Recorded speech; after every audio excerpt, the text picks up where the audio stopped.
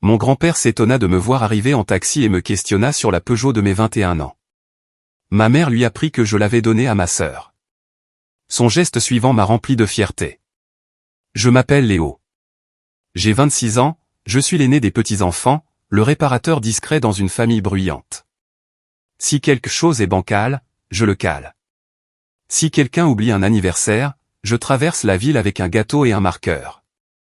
Je gère un petit atelier dans un garage en location où je peins à la main des décorations de Noël, des rouges-gorges en verre, de minuscules chalets aux fenêtres givrées, des petites boules à neige qui ne fuient pas si on les scelle correctement. La plupart du temps, mes mains sentent le vernis.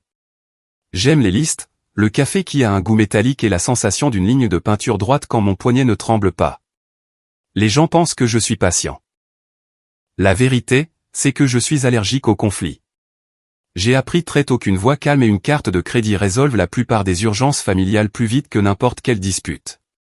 C'est tout Léo, aime dire ma mère, il est stable. Ce samedi-là, tout a basculé. Je suis arrivé chez mes grands-parents en taxi parce que j'avais les bras chargés de boîtes d'échantillons pour le marché de Noël et parce que la Peugeot ne faisait plus partie de ma vie. J'avais encore des paillettes dans les cheveux à cause d'un lot de flocons de neige qui en perdaient comme des chats nerveux. J'étais à mi-chemin sur le perron, jonglant avec une boîte sur mon genou, quand papy a ouvert la porte, vêtu de son gilet en tricot, et a dit d'un ton chaleureux et surpris, « Mon grand, pourquoi es-tu venu en taxi? Qu'est-il arrivé à la Peugeot que nous t'avions offerte pour tes 21 ans ?» Je me suis figé. La moustiquaire a gémi sur son ressort.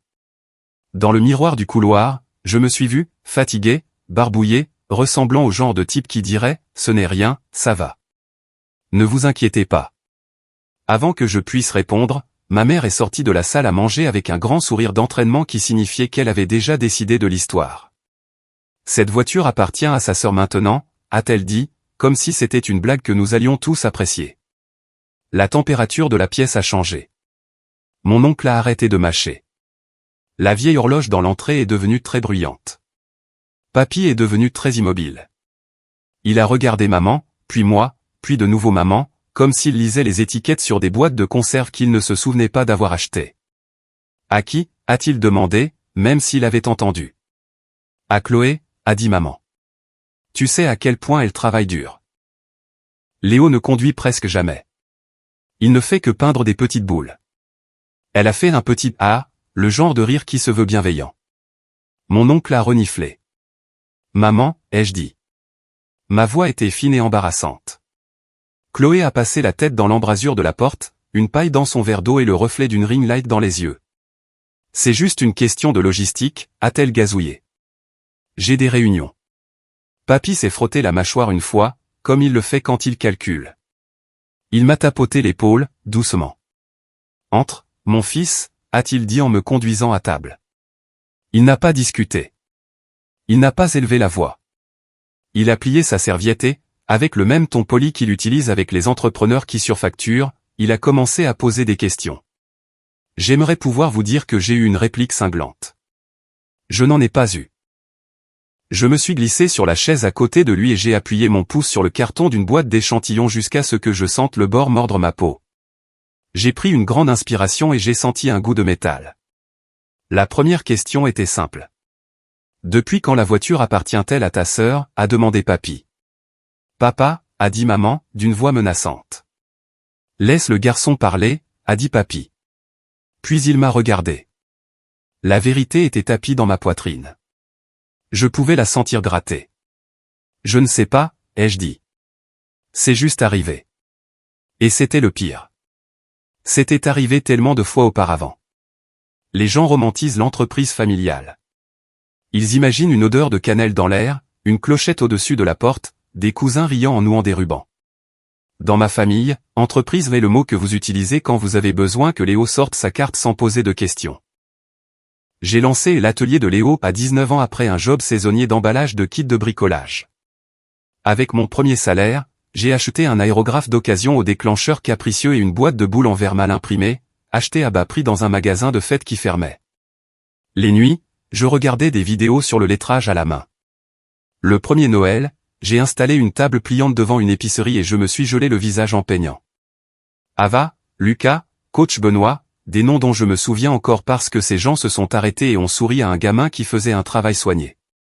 À 21 ans, j'avais des habitués, des professeurs qui revenaient chaque année pour une classe d'étoiles, des couples qui commandaient une version miniature de leur maison avec le bon nombre de fenêtres. La Peugeot était l'idée de papy. Il avait dit, un artisan a besoin d'un véhicule fiable, et m'avait emmené chez un concessionnaire où il avait ignoré les voitures tapa accent graveleuil et stupide pour choisir une berline d'occasion raisonnable avec de bons freins et un coffre assez grand pour les étagères de marché. Il avait serré la main du vendeur et dit, ce n'est pas pour la frime. C'est pour le travail. Il m'avait tendu la clé avec cette fierté pragmatique qui est plus chaleureuse que n'importe quel discours. Maman avait souri pour la photo.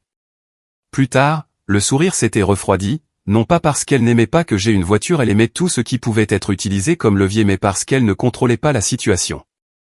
Nous gardons les choses équilibrées, disait-elle. L'équité familiale, chez nous, signifiait que si Léo avait un outil, il devenait propriété commune. Si Chloé avait une plateforme, elle devenait l'identité familiale. Chloé a 22 ans, elle est charismatique et, comme dit maman, elle est la vitrine. Traduction, elle publie des choses. Elle parle aux caméras comme si c'était des personnes, et les gens lui répondent. Une fois au lycée, elle a reçu une paire de leggings gratuites pour une publication sponsorisée. On aurait dit qu'elle venait de découvrir la pénicilline.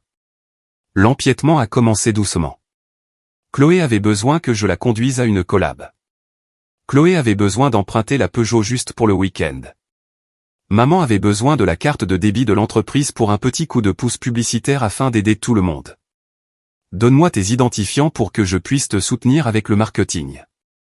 J'ai dit oui, parce que dire non dans notre maison, c'était comme claquer une porte dans une bibliothèque. Tout le monde entend. Tout le monde se vexe. Puis est venu le premier prêt. Maman a appelé alors que je vernissais une douzaine de petits rennes. Chérie, a-t-elle dit de sa voix mielleuse. Les heures de ton père ont été réduites ce mois-ci. Pourrais-tu avancer l'hypothèque? Juste en attendant le remboursement des impôts. Je l'ai fait. 1800 €, plus les frais. Le mois suivant, c'était pour les factures. On réglera ça quand le contrat de marque de Chloé tombera. Il n'est jamais tombé. Mais il n'arrêtait pas de me rappeler que nous étions une équipe. Tu es l'entrepreneur, disait maman. Déduis-le de tes impôts. Pendant ce temps, la Peugeot a commencé à vivre chez Chloé. Elle postait des selfies dans le miroir avec mon bébé, comme si la voiture venait des dieux du contenu. Quand j'ai demandé à l'utiliser pour un marché à l'autre bout de la ville, elle a dit, « Ro, j'ai déjà des tournages prévus. Toi, tu travailles dans un garage. » Elle l'a dit sans méchanceté, comme on annonce la météo. Quand j'ai insisté, maman a soupiré comme si j'étais déraisonnable. « Tu ne conduis presque jamais, Léo. Un Uber est une dépense professionnelle. Chloé a des réunions. Alors, j'ai pris des Uber pour mes installations. J'ai transporté des boîtes dans les coffres de chauffeurs qui me regardaient comme si j'étais en train de construire un nid. Je me disais de ne pas être mesquin.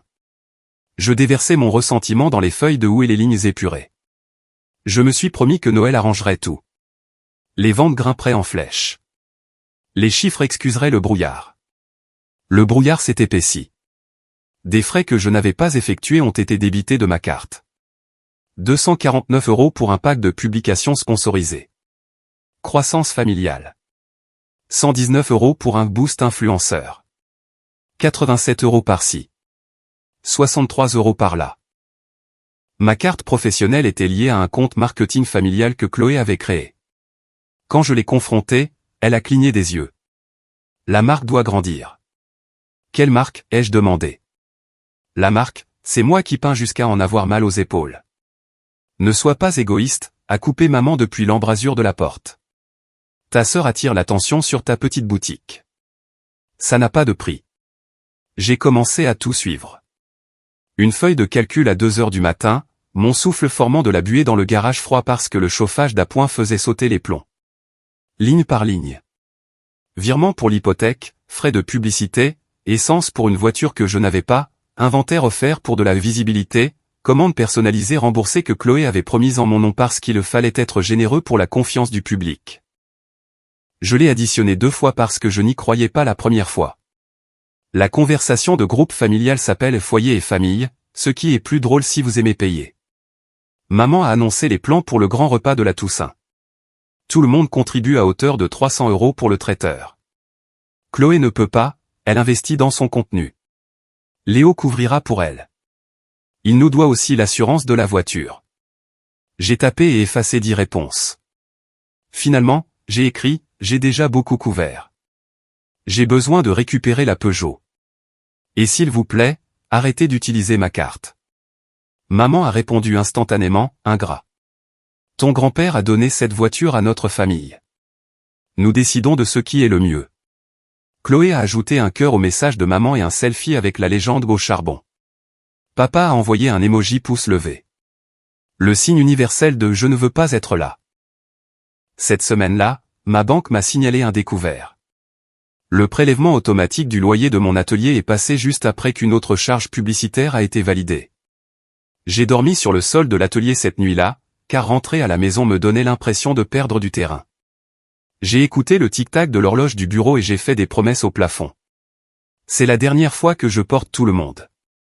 Je vais dire quelque chose. Je le ferai. 2 jours plus tard, la table de papy, le poulet rôti, les petits pains moelleux, les petits pois au beurre qui avaient le goût de l'enfance. Il m'a passé les petits pois.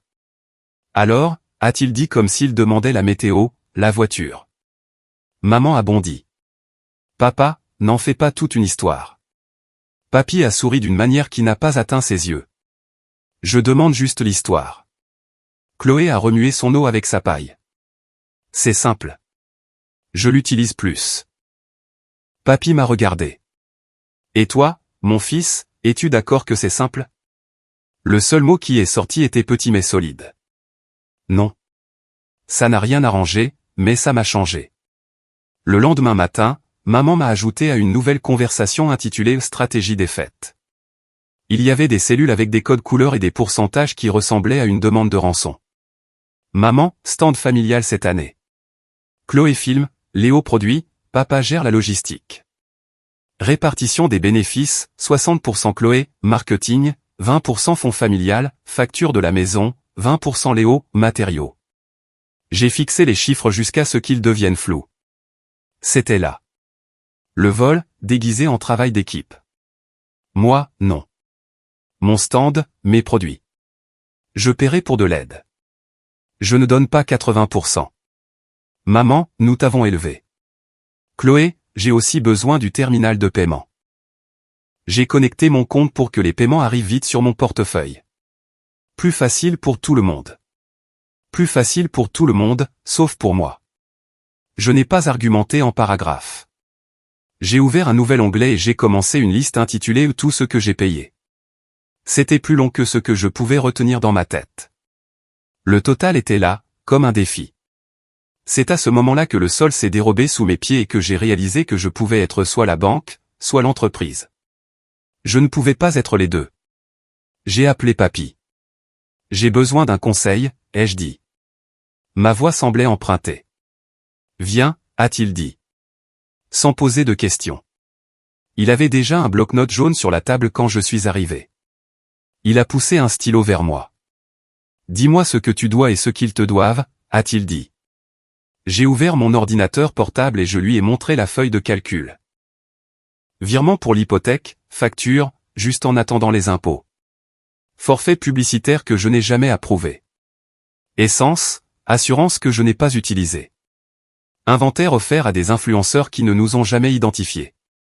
Remboursement que Chloé a émis sans demander parce qu'il fallait de la bonne volonté. Il a écouté sans m'interrompre, faisant juste une petite coche pour chaque tranche de 100 €. Méthodique comme un métronome. Quand j'ai fini, il a regardé la page, puis moi. Tu subventionnes leur style de vie, a-t-il dit. Ils appellent ça de l'amour pour faire passer la pilule. Quelque chose s'est détendu en moi parce qu'il l'avait nommé, et parce qu'il n'avait pas utilisé de grands mots. Il a dit le vol sans dire vol. Il a versé du café. D'accord, a-t-il dit. Voici ce que nous allons faire. Cette nuit-là, j'ai changé tous les mots de passe. J'ai déconnecté tous les appareils. J'ai fermé le compte joint que maman utilisait encore. J'ai commandé un nouveau terminal de paiement. J'ai rédigé un PDF intitulé « Relevé des virements, frais non autorisés et perte d'inventaire ». Puis j'ai envoyé un message dans Stratégie des fêtes et un dans Foyer et famille. Moi, voici les reçus pour tout ce que j'ai payé pour la maison depuis l'année dernière, plus les frais professionnels prélevés sans mon consentement. Total, 8 742,19 €. Je ne financerai pas vos factures cet hiver. Je n'utiliserai pas le marketing de Chloé. Je ne partagerai pas les bénéfices. Rendez la Peugeot avant vendredi 17 h, sinon je signalerai une utilisation non autorisée d'un bien professionnel. C'est ma limite. Maman, des menaces à ta propre mère. Honte à toi. Chloé, pour une voiture? Grandis un peu. Papa, calmons-nous. Je n'ai pas répondu. J'ai conduit le camion de papy à l'atelier, j'ai travaillé jusqu'à 3 h du matin et j'ai fait 2 panneaux, décorations personnalisées, espèces, cartes, virements et réductions familiales suspendues. Coller le deuxième a fait mal et a guéri en même temps. Vendredi à 17 h 23, la Peugeot n'était pas sur mon parking. À 17 h 26, j'ai cliqué sur signaler une utilisation abusive du véhicule auprès de mon assureur et j'ai envoyé le PDF à la famille, ainsi qu'à ma tante qui est assistante juridique et à papy. Objet, archive pour les dossiers de l'entreprise. Mon téléphone s'est allumé comme une machine à sous. Maman, comment oses-tu impliquer des étrangers? Chloé, tu as gâché mon week-end. Moi, rendez la voiture ou je continue la procédure. À 19 h 11, des phares ont balayé le parking. Chloé est sortie, a jeté les clés comme si elle se débarrassait d'un chewing-gum et n'a pas voulu croiser mon regard. Le réservoir est presque vide, a-t-elle dit. J'en avais besoin. Il y avait une nouvelle éraflure le long de la portière arrière. J'ai pris des photos. Je n'ai rien dit. Elle a commandé un Uber et est partie. Le parking est devenu silencieux, à l'exception du bruit de la bannière bon marché que j'avais accrochée, claquant contre ses œillets. J'ai posé mon front sur le toit froid de la Peugeot et j'ai tremblé. Soulagement, rage, chagrin, tout était entremêlé. Puis mon téléphone a vibré. Papy, fier de toi. Passe demain. J'ai dormi 4 heures et je suis allé au marché avant l'aube. Les marchés de Noël sont un champ de bataille de sourires. Vous avez froid, vous avez mal aux pieds, votre cerveau vous murmure que vous avez tout sous-évalué. Mais ce premier week-end après avoir tracé la ligne, je me sentais léger, comme si j'avais posé une boîte que je ne savais pas que je portais. Papy est arrivé à 9 h précises dans son vieux manteau de laine. Il a acheté 6 décorations dont il n'avait pas besoin. Il m'a tendu un thermos de café et a pris le tabouret de rechange derrière la table, commentant mon lettrage comme un commentateur sportif. Belle courbe sur ce jet. Il n'a pas mentionné maman. Il n'en avait pas besoin. À midi, j'avais vendu toutes les décorations en forme d'os pour chien. Une femme a demandé Emilo avec un petit cœur. Pendant que j'écrivais, mon téléphone vibrait sans arrêt avec les messages de maman, alternant entre culpabilité et fureur. Maman, tu nous as embarrassés avec cet email. Maman, si l'assurance augmente, c'est toi qui paies. Maman, nous sommes une famille. Une famille partage. J'ai mis la conversation en sourdine et j'ai peint Milo, propre et petit. À 14 h, papa s'est approché du stand, les mains dans les poches de sa veste comme si elle n'avait pas le droit de sortir. Ta mère est contrariée, a-t-il dit à l'air près de mon oreille. Je sais pour l'argent. Je n'en discuterai pas sans papy, ai-je dit. Ma voix était stable. Je ne l'ai pas reconnu au début. Il a hoché la tête une fois et est parti comme un homme qui serait entré dans la mauvaise salle d'attente. Le soir, maman avait publié sur Facebook un message sur les enfants qui oublient qui les a nourris, en m'identifiant. Une tante a appelé pour dire « Excuse-toi ». Une autre tante a texté « Fier de toi ». En silence. Toujours en silence. Dimanche matin, papy a convoqué un café familial. Tout le monde est venu, car quand papy demande, on vient. Il avait 2 dossiers sur la table, ma feuille de calcul et une mince pile de documents avec des onglets. Maman a attaqué fort. Papa, Léo dramatise tout. Chloé avait besoin de soutien. Il l'a puni. La voiture. Papy a levé la main. Nous allons commencer par les chiffres. Il a tapoté le dossier. Léo a viré un peu moins de 9 000 € à votre foyer cette année et a payé environ 2 000 € de frais professionnels pour la famille sans autorisation. Il a également perdu l'usage d'un véhicule que j'avais acheté spécifiquement pour son travail. Il a regardé Chloé. C'est un vol d'usage, même si tu n'avais pas l'intention de nuire. La bouche de Chloé s'est ouverte et fermée. Maman a ri, un rire cassant. Papa, n'utilise pas de termes juridiques. C'est la famille. La famille, a dit papy, devrait être le dernier endroit où l'on est confronté au vol. Silence. Le réfrigérateur bourdonnait. Papa étudiait les joints du carrelage. Papy s'est tourné vers moi. Que veux-tu, Léo? Je n'ai pas fait de discours. J'ai dit 3 choses. Je veux que les prélèvements s'arrêtent. Je veux un remboursement selon un échéancier, et je veux une limite. Mon entreprise est à moi. Papy a hoché la tête. Bien. Il a glissé la mince pile vers moi. Et je veux que tu sois en sécurité. Il y a des années, j'ai mis de côté une petite fiducie destinée aux besoins familiaux. Après avoir vu comment les besoins ont été définis ici, je te les réattribué pour ton entreprise. Ce n'est pas une fortune. C'est assez pour un bail correct et un deuxième établi. La chaise de maman a raclé bruyamment. Tu ne peux pas récompenser son caprice, a-t-elle dit, le cou rouge de colère. Tu encourages l'égoïsme. Les yeux de papy étaient bienveillants et inflexibles. J'encourage le travail, a-t-il dit. Et les limites. Papa a tenté une voix médiane. Peut-être que Léo pourrait encore contribuer à la maison une fois que les choses se seront stabilisées. Non, ai-je dit, d'une voix calme mais ferme. Je ne financerai pas la maison. Si vous avez besoin d'aide, j'apporterai des courses quand je le pourrai. C'est là que ça s'arrête. Maman m'a pointé du doigt, le doigt tremblant. Tu nous dois tout. Nous t'avons élevé. Vous m'avez élevé pour être utile, ai-je dit. Je choisis d'être respecté. La voix de Chloé est sortie, toute petite. Alors, qu'est-ce que ça signifie pour moi? Je comptais sur, tu sais, les collabs. Si tu me coupes les ponts, mon engagement. Si ta marque a besoin de l'argent de ton frère pour exister, a dit papy doucement, ce n'est pas une marque. C'est de la dépendance. Chloé a semblé sur le point de pleurer, puis s'est énervée contre elle-même d'avoir presque pleuré. Peu importe, a-t-elle dit. Je me débrouillerai. Je l'espère pour toi, ai-je dit. Et je le pensais. Pas de fin dramatique, pas de câlin de groupe. J'ai pris le dossier et je suis retourné à l'atelier. Cette semaine-là, j'ai signé un bail de courte durée pour un local d'angle avec de grandes fenêtres qu'on peut nettoyer de l'intérieur. J'ai déménagé mes étagères la nuit avec l'aide de mon voisin, un infirmier de nuit qui refuse l'argent et a accepté à la place une décoration Un meilleur voisin 2025. J'ai imprimé une enseigne propre avec les heures d'ouverture et commandes personnalisées bienvenue. J'ai posté une seule vidéo, juste mes mains, pas de visage, simplement moi en train de tamponner de la neige sur une minuscule boîte aux lettres bleues. Elle a eu 100 j'aime d'inconnus et un de papy, qui n'a même pas de compte, ce qui signifie que mon cousin lui a montré comment faire et qu'il a appuyé sur le cœur exprès. Maman a ajusté ses stratégies. Elle m'a demandé si je pouvais prêter à Chloé des supports vierges pour qu'elle puisse lancer sa propre ligne. J'ai dit non. Elle a froncé les sourcils comme si j'avais cassé un vase. Elle a demandé à emprunter la Peugeot pour que papa vérifie quelque chose sous le capot. J'ai dit que la voiture restait sur mon parking avec un antivol de volant. Théâtrale, a-t-elle dit. D'accord, ai-je répondu. Et ce fut toute la conversation. Un journal local a publié un petit article sur les artisans de Noël. Ils ont photographié mes mains parce que mes ongles sont en permanence argentés et que le journaliste trouvait ça poétique.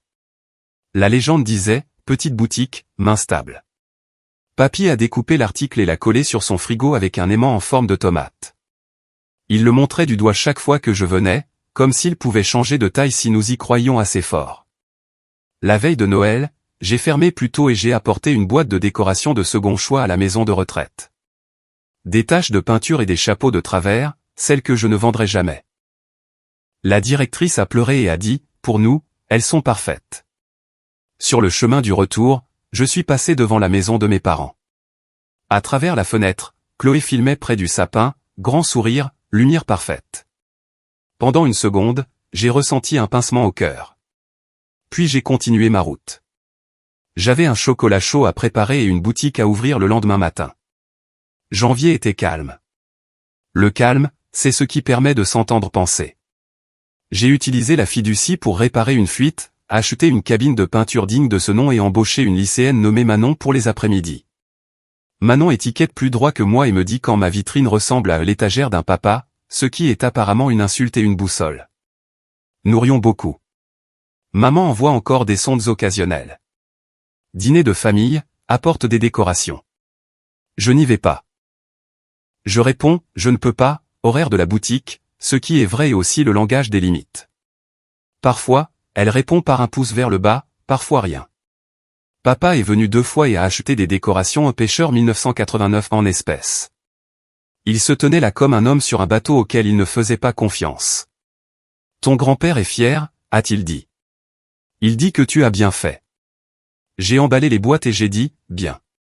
Chloé a posté une vidéo de rebranding en février. Style de vie, conseil de friperie, réorganisation d'appartement. Elle n'a pas redemandé de support vierge. Elle est venue une fois, a acheté une petite décoration en forme d'appareil photo pour une amie et a payé le plein prix. Nous ne nous sommes pas pris dans les bras. Nous ne nous sommes pas disputés.